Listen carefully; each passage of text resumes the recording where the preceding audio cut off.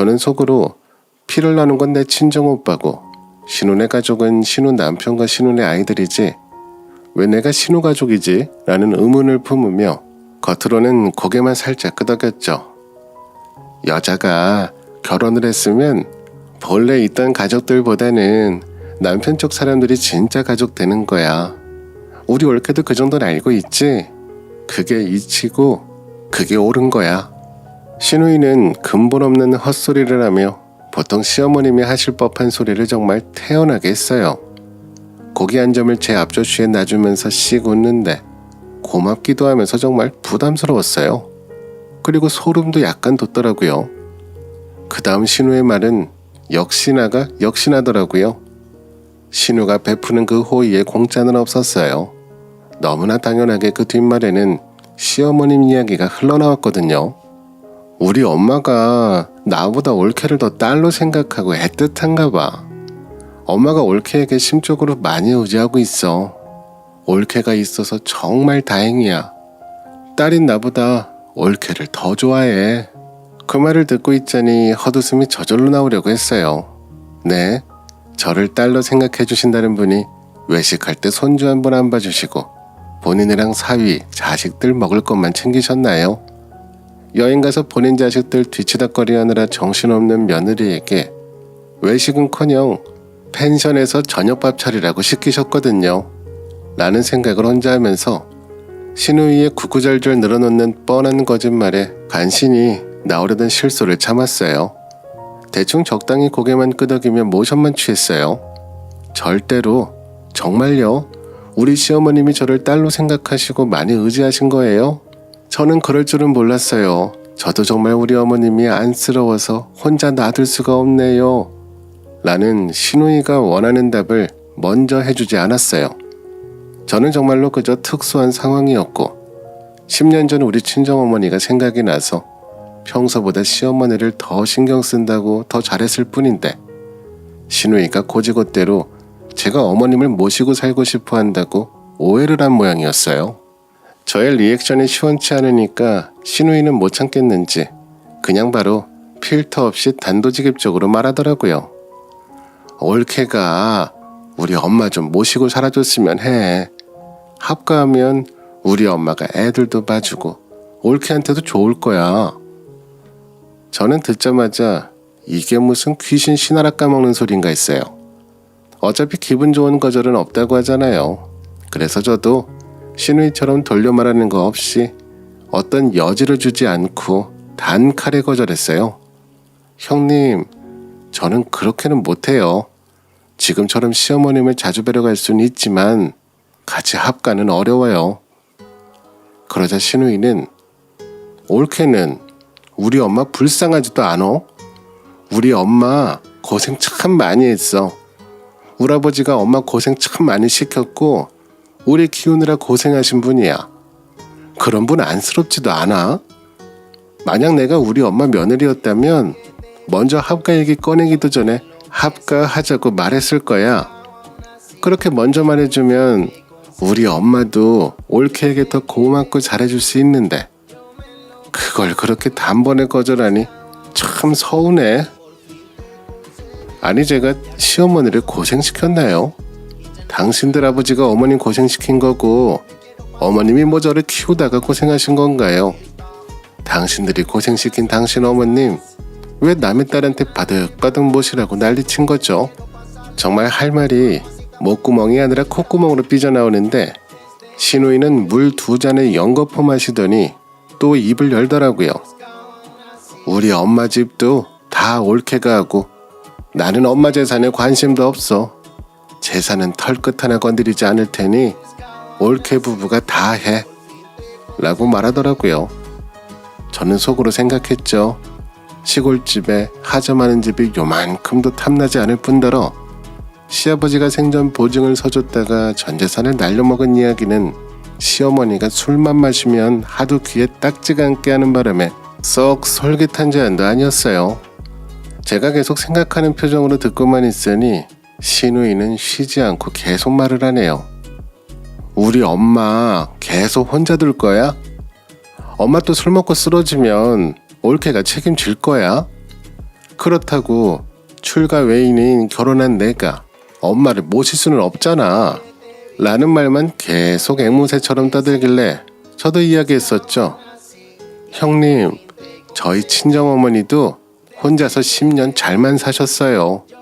우리 친정오빠도 결혼했지만 우리 엄마 며느리한테 합갑을 하신 적 한 번도 없었고요. 오히려 아들 부부 눈치 보이고 불편하다고 하시며 혼자 사는 게 마음 편하시댔어요. 혼자 취미생활도 즐기시고요. 그러자 기다렸다는 듯이 시누이도 다다다다다 이야기를 하더군요. 시골 사시는 분이랑 도시 사시는 분이랑 같아? 이건 이야기가 다르잖아. 시골은 조용하고 적적해서 오히려 더 외로움만 가중시킨다고. 우리 엄마도 올케네 어머니처럼 도시로 가면 즐길 거리 많으니 극복도 더 잘 될 거야. 그러니 시누이 말에 저도 사실대로 다 말했어요. 형님, 저도 다 알아요. 아버님 요양병원에 계실 때도 모임 같은 거 빠지지 않고 다 참여하셨잖아요. 지금도 힘드네 어쩌네 하시지만 모임은 잘만 다니시는걸요. 차라리 시골에 어머님이랑 아시는 분들이 더 많으니 시골이 더 나을 수도 있어요. 도시로 가면 어머님 아시는 분도 없으실 테고 지금보다 더 힘드실 수도 있잖아요. 저도 지지 않고 신우이 말에 요목조목 반박을 하니 신우도 말문이 막히더라고요. 처음에는 정말 인자한 표정을 하며 부탁어조로 제안 아닌 제안을 하며 합가 강요를 했어요. 세상 착한 얼굴로 헛소리만 계속 늘어놓던 신우는 제가 말문이 막히게 따지고 들자 순간 다른 사람으로 변하더라고요. 예전보다 더 악독하고 지독하게 저를 쪼우더군요. 저를 나쁜 사람 만들면서요. 흔히들 말하는 가스라이팅 하는 거죠.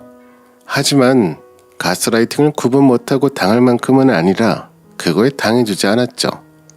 나중에 남편 얘기를 언뜻 들어보니 시어머니가 시누이에게 슬쩍 아들과 함께 지내고 싶다는 이야기를 했나 봐요. 그때 시누이는 걱정 마. 엄마, 올케는 내가 꽉 잡고 있어. 지가 며느리인데 엄마 안 모시면 어쩔 거야. 내가 잘 말해볼게. 라며 안 봐도 비디오예요. 그래서 적성에 맞지도 않는 착한 척을 하며 저를 구슬렸는데 제가 아주 단칼에 단호박으로 쳐내니 괜히 무안했던 거죠. 엄마에게 호언장담 해놨는데 제가 요지부동이니 저에게 오히려 더 난리가 났었던 거예요. 정말 시자 중에 시자가 되어서 미쳐 날뛰는 수준으로 저를 옥죄어 왔어요. 그렇게 버티고 버텨 어느덧 시아버지가 돌아가시고 맞게 되는 시어머님 생신이 다가왔어요. 저는 시어머니 생신에도 당연히 외식을 할 줄 알았는데 시누이가 돌연 말을 바꾸더라고요. 올케, 우리 엄마, 아버지 돌아가시고 혼자 맞는 생신인데 집에서 가족끼리 엄마 생신상 대접해드리자. 그래야 이 집에서 덜 쓸쓸하실 것 같아. 합가도 못하잖아. 사실 외식을 하든 집에서 밥을 먹든 그런 결정도 시어머니가 할 법한 소린데 시누이 본인이 먼저 나서서 집에서 먹자고 하니 저도 알겠다고 했죠. 하지만 저도 조건이 있었어요. 대신 우리 음식은 반반씩 해서 와요. 라고 시누에게 제안을 했고 그래, 올케가 그렇게 말 안 해도 먼저 해오려고 생각했어. 라며 흔쾌히 알았다고 하더라고요. 그래서 저도 형님이 메인 요리 하나와 반찬 몇 가지를 해오니 거기에 맞게 요리를 해서 올 생각이었어요. 흔쾌히 알았다고 하는 모습에 정말 엄마를 생각해서 그런가 보다 했죠. 그리고 대망의 시어머니 생신 당일 저는 시누이 등장에 눈이 휘둥그레졌어요. 맨날 귀신같이 풀어헤치고 다니던 그 곱슬머리를 오늘은 머리 뒤로 넘겨 댕강 묶고는 아주 무언가 작정하고 온 사람처럼 보였어요. 표정은 뭐 그리 심술이 나 있는지 콧구멍에 손대면 콧김에 화상을 입을 것 같이 보였어요. 친정어머니 생신 축하해주러 온 딸이 아니라 이건 무슨 기가 센 직원들이 있는 옷가게에 큰맘 먹고 환불하러 온 사람처럼 앉아있더라고요. 저는 그런 형님 태도가 솔직히 좀 웃겼지만 웃음을 참고 모르는 척 말을 걸었어요. 형님, 머리 묶으셨네요. 요리 더 하셔야 돼요? 다 해서 오신 거 아니에요? 형님께서 해오신 음식은 어디 놔뒀어요? 제가 생신상 세팅할게요. 저의 말에 형님이 콧구멍을 벌렁거리며 약간 으름장을 놓는 말투로 말했어요. 내가 음식 준비를 하려고 했는데 생각해보니 내가 왜 해야 돼? 저렇게 며느리가 있는데 안 그래 옳게? 저는 갑자기 뜬금없는 소리를 하는 신우의 행동이 정말 어이가 없었어요. 옳게 내가 안 하려고 한 게 아니라고 했잖아. 생각을 해보니까 그래. 시어머니 생일상은 며느리가 당연히 차려야 하는 건데 그걸 왜 옳게가 버르장머리 없게 신우이에게 음식을 하라 마라 하는 거지? 어디서 배워먹은 버릇이야? 집에서 그렇게 가리키든? 갑자기 집안 교육을 들먹이며 선 넘는 발언을 하는 신우이의 뻔뻔한 언행을 듣고 있자니 머리에서 뭔가 툭 끊기는 기분이 들었어요. 형님, 거기서 제 집안 얘기는 왜 나오시는 건가요? 선은 넘지 말아주세요. 욕이 목끝까지 차오르는 것을 간신히 참고 겨우 말했더니 신우 눈이 튀어나올 것처럼 부릅뜨더니 소리를 지르더라고요. 그럼 그런 소리 안 나오게 옳게가 행동거지를 잘했어야 되는 거 아니야? 그래서 제가 그럼 나가서 먹죠. 저도 음식 못해요. 개비 통장에 돈 남았죠? 그래도 굽히지 않는 저의 태도에 신우이는 이번에 양소매를 거두며 눈에 흰자가 다 보이게 눈을 뒤집어 까고는 더욱더 크게 소리쳤어요. 외식 같은 소리 하지마. 어디 며느리가 외식을 들먹이면 먼저 이야기를 해. 며느리의 본분과 도리를 다해야지. 하늘 같은 남편의 시어머니 생일상 차리기가 그렇게 귀찮고 싫은 거야?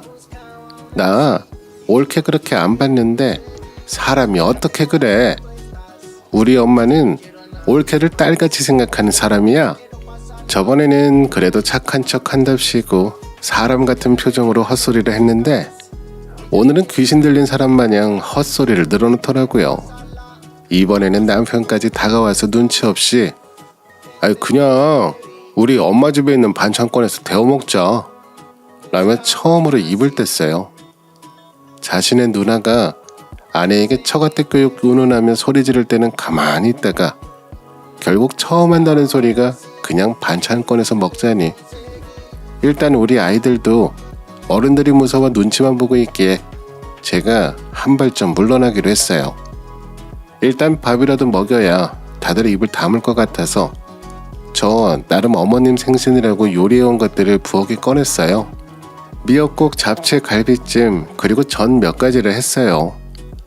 시어머님 생신상에 올릴 음식을 정성스럽게 해왔거든요. 저도 미역국을 끓이고 잡채를 다시 때우는데 신우이가 기어이 부엌으로 들어와 또 한 소리를 하네요. 이걸 생신상이라고 준비했어 옳게? 옳게가 며느리가 맞긴 해. 잡채 고기는 또 왜 이 모양이고 얼씨구 갈비는 뭐 어디 수입산이야? 집게 손으로 갈비찜 한 개를 잡아 쩝쩝 소리나게 목구멍으로 넘기더니 하는 말이 참 우습더라고요. 참 우리 엄마 불쌍하다. 하나 있는 며느리가 이 모양이니 우리 엄마 혼자 맞는 생일이니까 정성껏 마음을 다해서 차려올게. 이게 진짜 며느리가 맞긴 해. 그래서 제가 아니요 며느리 아닌데요. 저 오늘부터 이 집 며느리 관두입니다. 이 집 며느리 없어졌으니까 따님이 직접 알아서 하세요. 욕 대신에 이 한마디 겨우 내뱉고 가방과 애들만 쏙 데리고 집으로 와버렸어요. 차에서 잠이 든 아이들을 침대로 옮겨 애들을 재우고 나니 속에서 천불이 올라왔어요. 신우에게 화가 나거나 남편에게 화가 나거나 그런 건 애초에 넘어섰고 그냥 저한테 화가 나더군요. 내가 미쳤지, 내가 바보지, 자꾸 내 탓만 하게 되는 겁니다. 앞으로 남은 내 인생은 절대 그 집구석 근처에도 가지 않겠노라. 다시 또 가면 내가 내 뺨을 올리리라 생각하며 앉아 있었는데 그 와중에 집에 남편이 왔어요. 잔뜩 화가 난 표정으로 저에게 소리를 치더라고요. 당신 이게 뭐 하는 짓이야? 우리 집이 우스워? 당신 우리 엄마랑 누나한테 얼른 가서 잘못했다고 빌어. 남편의 말 같지도 않은 옆집 멍멍이 짖는 소리에 대꾸할 가치도 힘도 없었어요. 제가 조금이라도 입을 열거나 조금이라도 몸을 움직이면 몸속에서 끓어오르는 화가 터져버릴 것 같아서 그래서 가만히 남편만 보고 있는데 눈까지 감고 있을 걸 그랬나 봐요. 저도 모르게 눈물이 삐져나오더라고요. 그러자 남편은 뭘 잘했다고 울고 있어. 왜 혼자 날이 맨날 서 있어. 당신이 좀 져줄 수는 없는 거야? 왜 맨날 집안 시끄럽게 만드는 건데? 당신 혼자만 피곤하게 살아. 왜 주변까지 다 뒤집고 난리야 피곤하게. 집안을 시끄럽게 만든다는 남편의 소리에 이제껏 제가 시대게 했던 모든 희생들이 한낱 호구에 불과했다는 걸 깨달았어요. 제가 이렇게 노력을 해도 나 하나 참아서 시댁의 모든 식구들이 편해져도 나에게 고마움은커녕 당연한 건 줄 아는구나. 너무 당연한 줄 알아서 내가 하는 모든 행동들도 모두 까내려서 받겠구나 생각했어요.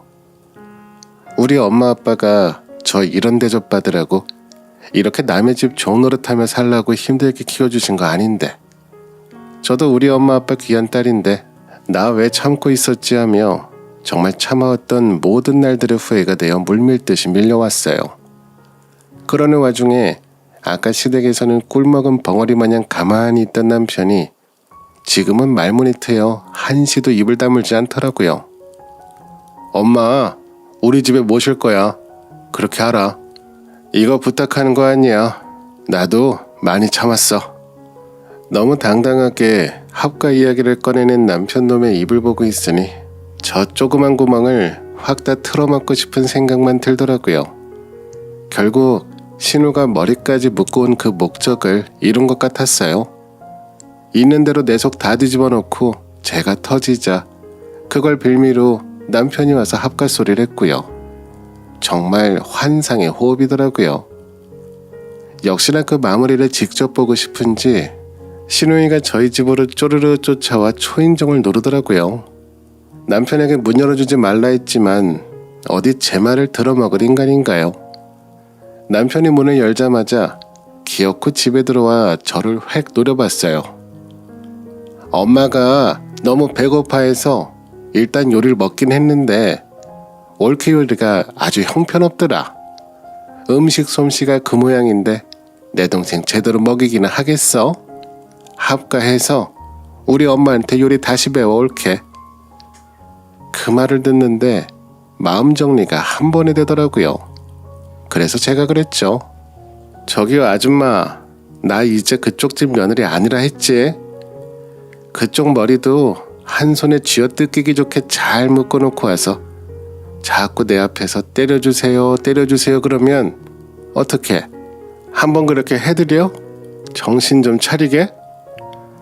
하며 제가 양쪽 팔을 걷어붙이고 다가가자 남편이 저를 붙잡으며 말리기 시작하는 겁니다. 그 와중에 신우는 서둘러 묶고 있던 머리를 풀고 있더라고요. 남편이 저를 붙잡길래 저는 그 자리에서 남편 얼굴을 올려붙여버렸고 그날 저는 확실하게 그리고 깔끔하게 이혼했습니다. 다행히 새언니의 친구분이 이혼 전문 변호사라 소송을 하게 되면 무조건 맡아주신다고 기다리고 있겠다고 하셨대요. 엄마를 보자 다시 참고 있던 울음이 터져버려서 어린아이처럼 엄마 품에 안겨서 한참이고 울었어요. 내가 뭐라고 했어? 우리는 언제든 너를 품어줄 준비가 되어 있으니 가서 힘들면 언제든 오라고 했잖아. 왜 그렇게 참고 견뎠어? 그 여린 몸으로 견디느라 얼마나 고생했을까? 내 새끼가 얼마나 힘들었을까? 엄마의 말에 이혼하는 게 엄마 마음에 대못을 박는 게 아니라 이런 대접을 받으며 참고 견뎌냈던 것이 더 불효라는 것을 알았어요. 그 뒤에 이혼은 정말 수월하게 처리가 되었어요. 손녀들은 필요 없으시다는 덕분에 우리 딸들 양육권도 별탈 없이 저에게 넘어왔어요. 저는 정말 너무 행복한데 전 남편은 그렇지 않은가 봐요. 들리는 소식으로는 시어머니와 전 남편이 결국 그토록 바라던 합가를 한 모양이더라고요. 이혼하기 전에는 그래도 제가 며느리라고 시어머니를 살뜰히 살폈는데 이젠 그 일을 신우이가 하게 돼버리니까 슬슬 시어머니를 찾아가는 빈도가 잦아들더니 본인 할 일이 많아지니까 아예 나타나지 않는다고 들었어요.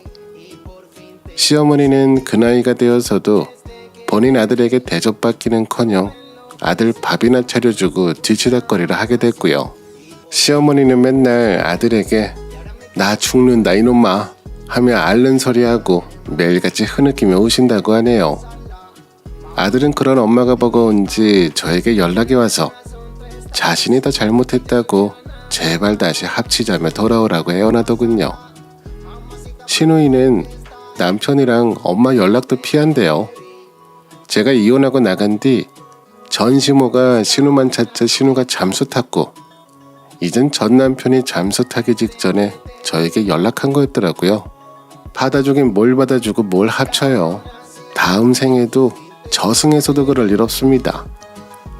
이번에 그 난리통에 느낀 점이 제가 몇 년 동안 겪어보니 견디지 않아도 될 불행은 빨리 깨부수는 게 좋더라고요. 참고 살면 몸에 화만 쌓여서 나 자신을 갉아먹고 있을 테니까요.